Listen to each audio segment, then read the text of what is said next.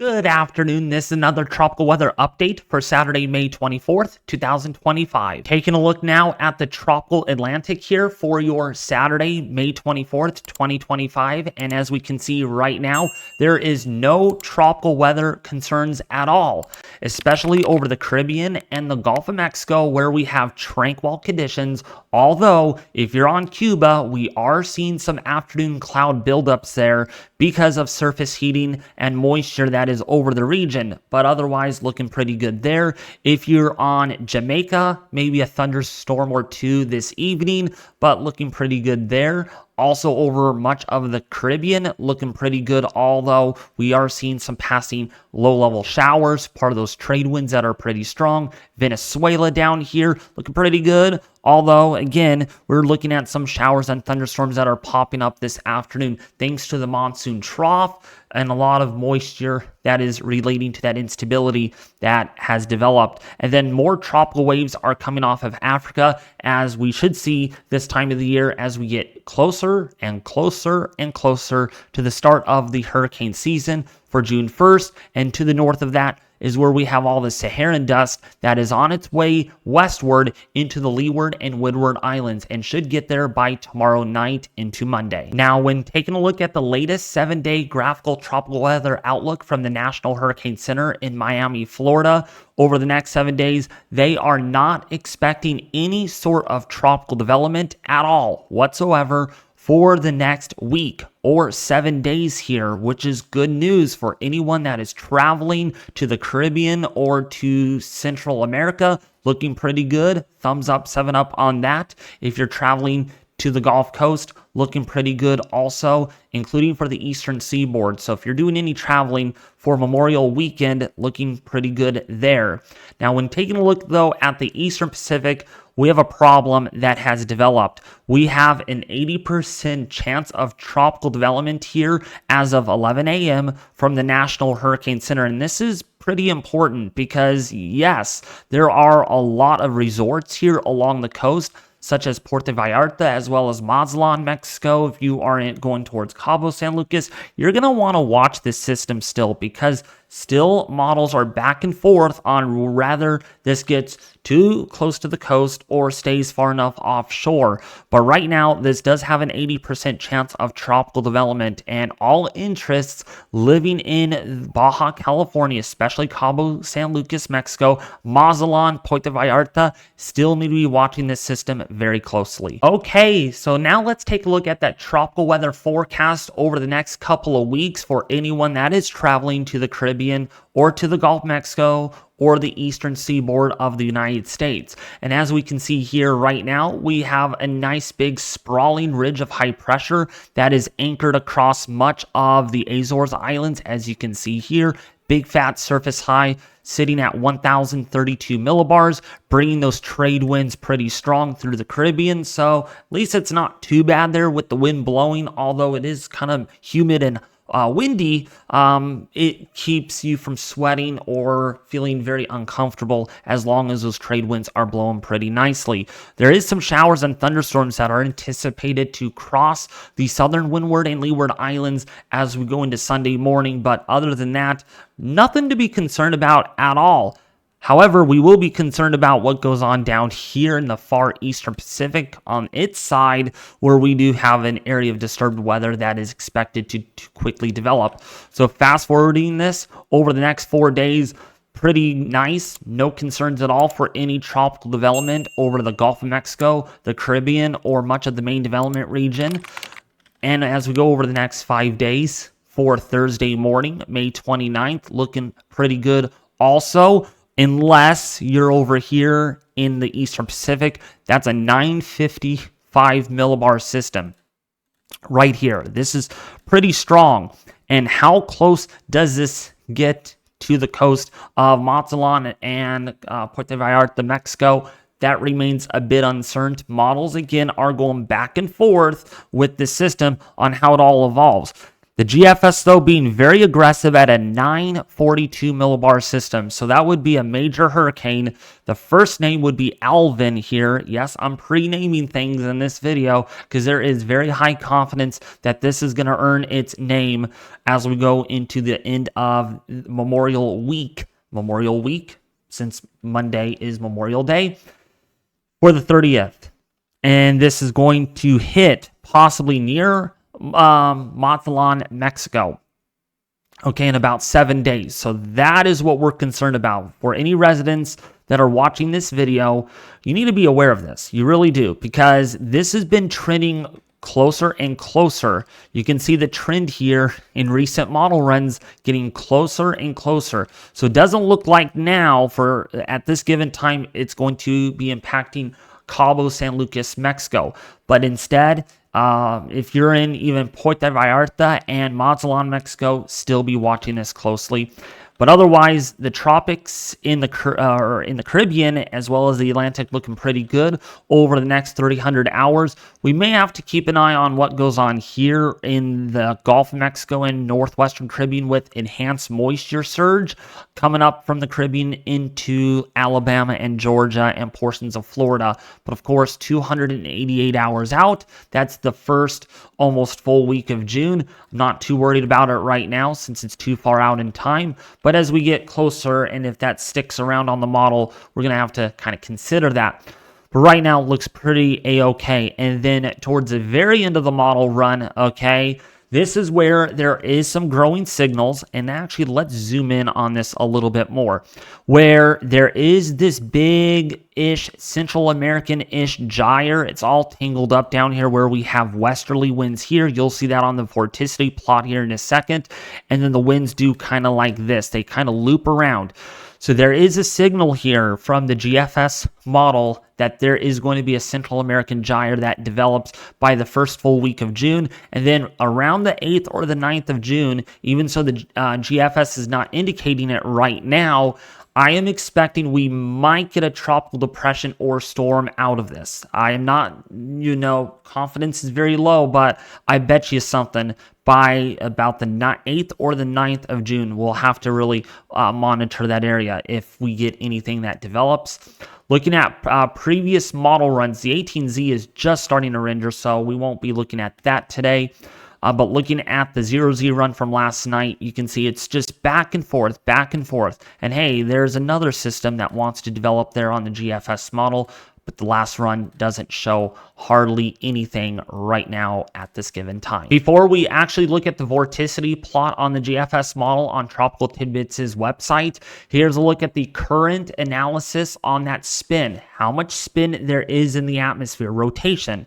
Okay, at 850 millibars or 5,000 feet above the surface. And this gives us an idea on if there's any areas out there that we're watching. And yeah, look at this. Decent amount of spin here in the deep tropics of the Eastern Pacific here. All that energy coming off the ABC Islands here in Venezuela.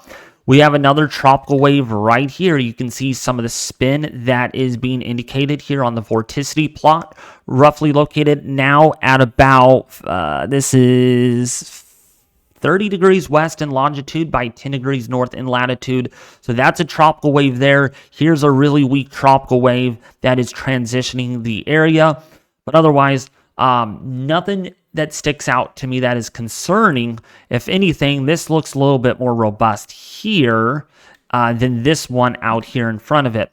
And then, of course, this area here in the Eastern Pacific is the one that's going to give us the big concern for a tropical storm, hurricane, or even a intense hurricane. Now, with that being said, here's a look at the 850 millibar GFS, geopotential height, cyclonic vorticity, and wind in knots. And I have a little bit of a telestration at showing you all how to read this map without any confusion whatsoever. I try to be clear and concise when showing you all what to look for, because this is important when it comes to the tropics. So the first thing that I wanted to show you all is the color code that you'll see on these maps. And this represents how much spin there is in the atmosphere, okay? It's a mathematical equation that looks over that based on this amount of spin and how tight the spin is. That's the color shading that is represented. So you can see here there's a cutoff cyclone at 850 millibars that is a surface cyclone, and it has a lot of vorticity with it. So this is giving us an idea. This could be extratropical or subtropical in a sense. All right, that's the box that I have. And then the high contours are these black lines that go all the way around. You can see all these lines. Those are your high contours, and this gives us an idea on what the atmosphere is like. Is there a ridge of high pressure that might deflect a hurricane a different way? Or is there a trough of low pressure that helps these hurricanes deepen as they run into them due to baroclinic ascent and deepening? And then down to the south here where I have another box, these are your wind barbs. This gives us the wind direction and wind speed. So this helps us as forecasters illustrate that, okay, the wind is blowing out of the east. So if we get a tropical wave, these are going to likely move from east all the way to west. Okay, so let me take that off and show you from the very beginning here at what we're looking at.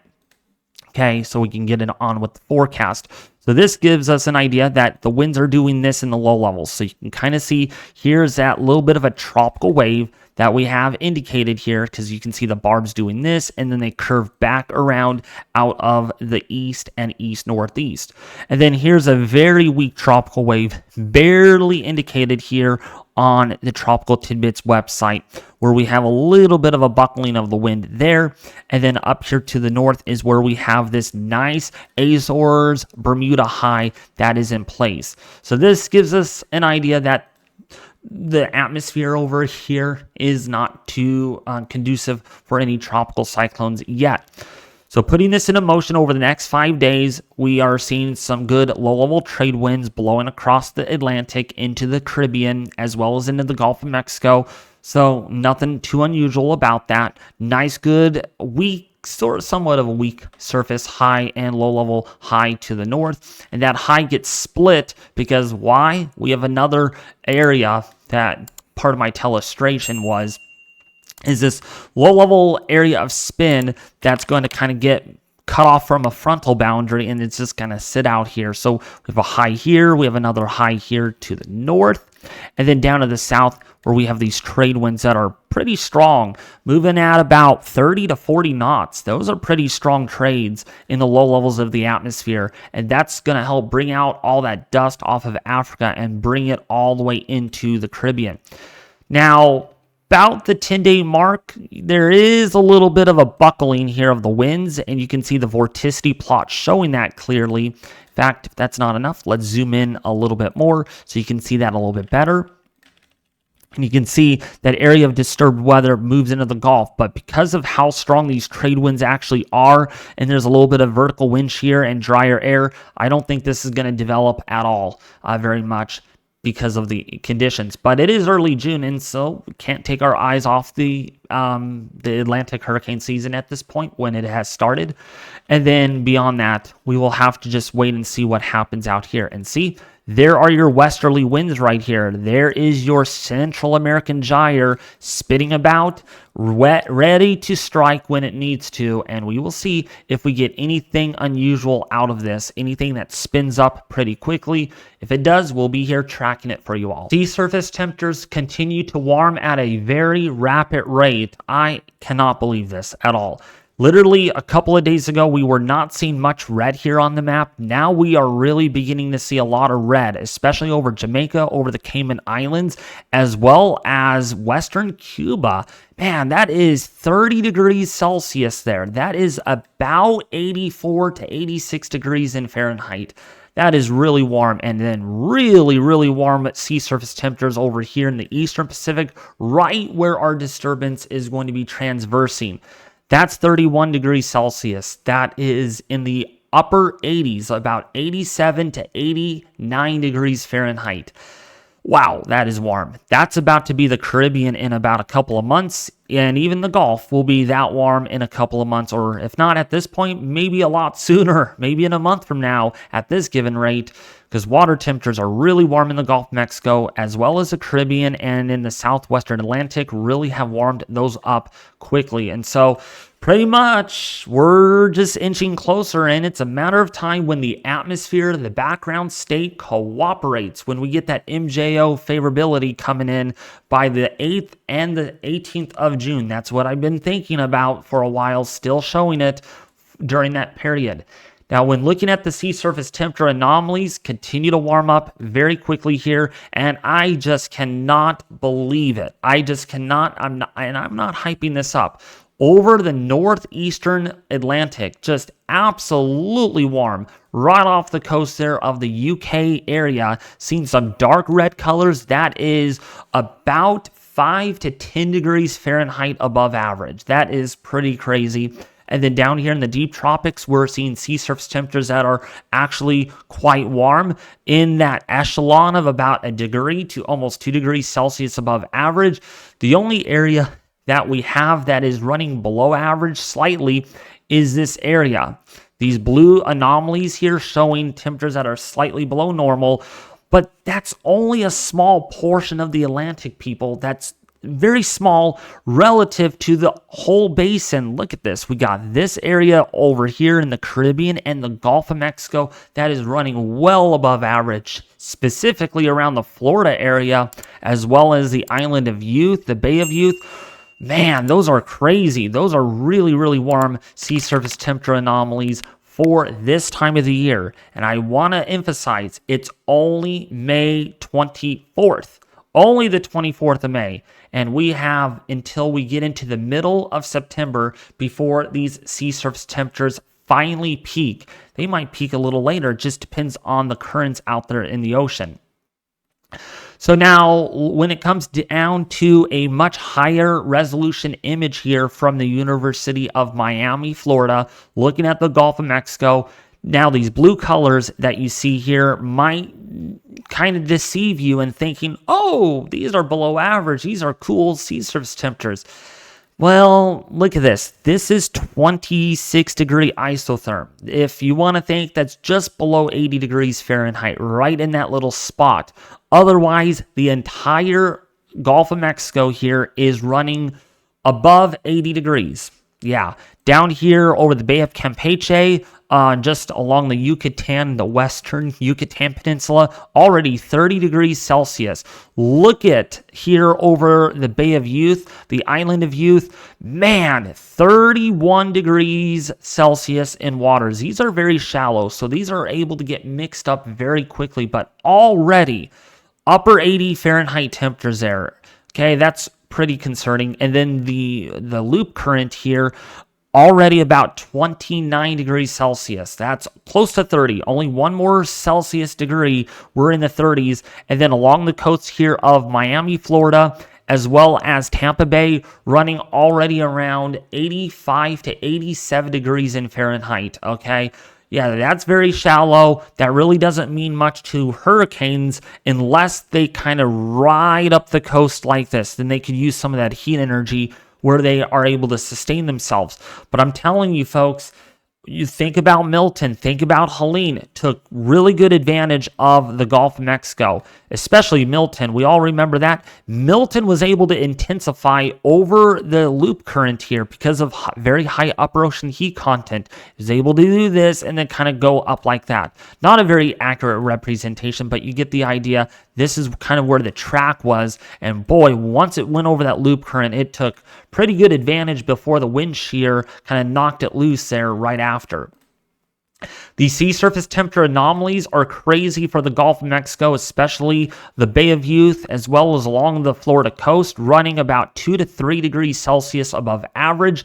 The northern Gulf off the coast of Louisiana, Mississippi, Alabama are running well ahead of where they should be. And in fact, this is scary, just not because of how warm it is in the Gulf now. We are running about 1/4 to 1/2 degree warmer than we were this time last year in the Gulf.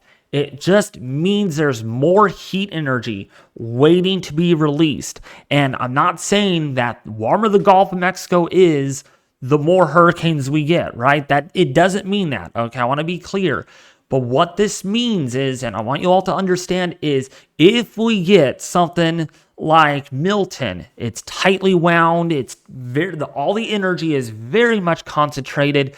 These can pop up very, very quickly. And sure, we really hope we do not see another Milton out there in the Gulf of Mexico, because we saw climax at work with Milton last year. That's why Milton became a 180 mile an hour hurricane with pressures that were down below 900 millibars, all because of how warm those waters were and how deep they extended below the surface of the ocean. All right, so let's take a look now at our sea surface temperature graphs. First, I'm going to look at the 15-day average for you all in each basin. So the main development region right now is cooling off a little bit, but still, I want you all to understand, still above average, okay?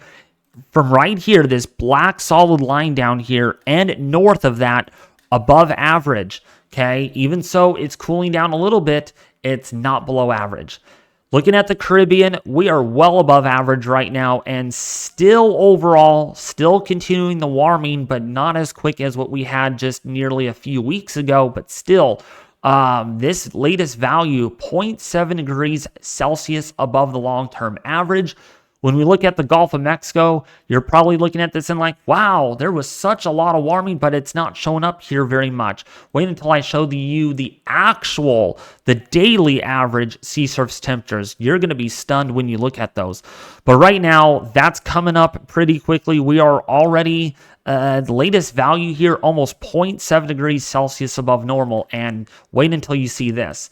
Let's go into the latest image right here. That's the 15-day average mean. This is the actual daily mean. And my goodness, look at how warm the Gulf has really gotten to become over the last couple of days. Especially now, we are almost 1.2 degrees Celsius above average. I mean, come on, we're almost as warm as what we were in early April, for Pete's sakes.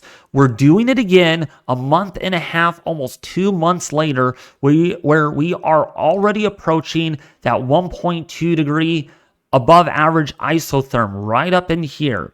And boy, I wouldn't be surprised with very light trade winds, not much wind out there, not much convective mixing at all in the atmosphere, helping to drop a lot of rain and cool things down.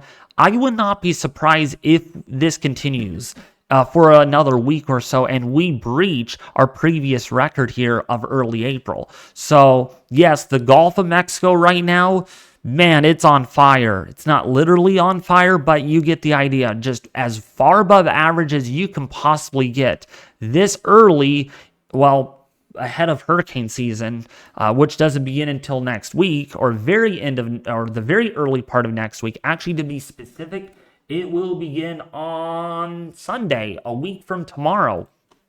Yeah, a week from tomorrow, we'll get our hurricane season going. Okay.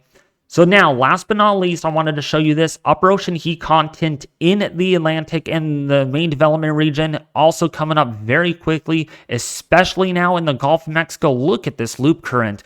The upper ocean heat content here is as high as it is literally in the northwestern portion there of the Caribbean, including the Cayman Islands, as well as if you're in Jamaica. And then the western Gulf of Mexico, we're really warming things up there very quickly. That's getting a little deeper, more of the blues showing up there. So in other words, the Gulf of Mexico has enough upper ocean heat content here to at least get a major hurricane. But of course, climatology is not even there yet, and it just means more and more heat is going to be stored in the oceans once the peak arrives. And I'm telling you what, if we get anything in the Gulf of Mexico or in the Caribbean and just has very light wind shear to work with and not a whole lot of dry air, just be aware we could see some pretty intense hurricanes this hurricane season, more like what we had back in 2021, 2022, 2019, in that echelon where we could have some intense hurricanes. Well, last year too, we had 2 Cat 5 hurricanes. Yeah, we could see a Cat 5 hurricane this year. I'm not surprised by it. Now, looking at the upper ocean heat content anomaly, very high in the Caribbean, as well as look at this loop current there, the highest anomaly that we have literally up here in the upper 75th percentile of upper ocean heat content in that area. And then most of the Gulf of Mexico right now having above average heat content. I did want to show you this really quickly. Just a huge spoiler alert. Even so, I am going to be releasing my third seasonal hurricane forecast for the Atlantic hurricane season. They are predicting 19 total named storms, winds of 39 or greater. They're expecting 6 to 10 hurricanes, winds greater than 74 miles an hour, with up to 5 major hurricanes. That's category 3, 4, or 5, with winds greater than 111 miles an hour. And there is nearly a 70% confidence in these ranges. So they're confident that this season is going to be a fairly busy one, possibly a very, very busy hurricane season, not necessarily hyperactive like a lot of people were thinking last year. But remember, a forecast is just simply a forecast. It can go the other way. Maybe this is the year that we see 31 or 35 named storms, or this is the year that we don't even see 19 named storms or 13 named storms. This is giving us signals, and this is guidance telling us that, based on what we're seeing right now in the Atlantic, warm sea surface temperatures, more moisture than there should be, very light wind shear than it should be this time of the year. This is telling us that, probably going to be a very busy season, and there's a 60% chance of that occurring. All right. Well, anyways, if you found this tropical weather update very helpful, detailed, and informative, please don't forget to subscribe to the YouTube channel to get my latest tropical weather updates here as often as I can possible, including live streaming coverage when a hurricane or tropical system makes landfall in your area. I'm excited to do that this hurricane season. Got to get a lot more equipment going, and it's going to be fun. So if you haven't subscribed yet, please do so. But anyways, thank you guys for watching, and I'll be back with you more tomorrow with another tropical weather update.